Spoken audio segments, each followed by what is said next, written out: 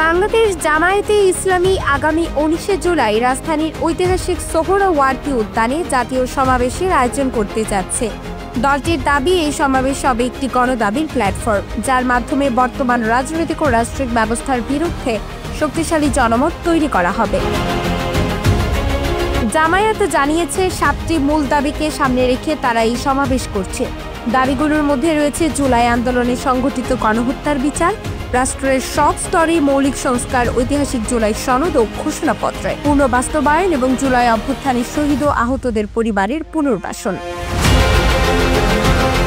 এছাড়া জনগণের প্রকৃত মতামতের প্রতিফলন নিশ্চিত করতে প্রপোর্শনাল রিপ্রেজেন্টেশন বা পিআর পদ্ধতিতে জাতীয় নির্বাচন আয়োজন, প্রবাসীদের ভোটাধিকার নিশ্চিত করার জন্য কার্যকর ব্যবস্থা এবং সব রাজনৈতিক দলের জন্য সমান সুযোগ ও লেভেল প্লেইং ফিল্ড নিশ্চিত করার দাবি জানানো হবে সমাবেশে।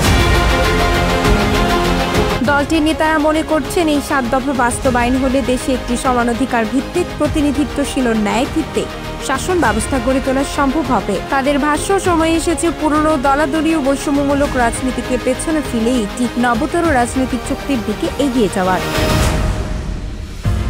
আতিয়া ফিফা মাশফি, বিপ্লবী বার্তা, ঢাকা।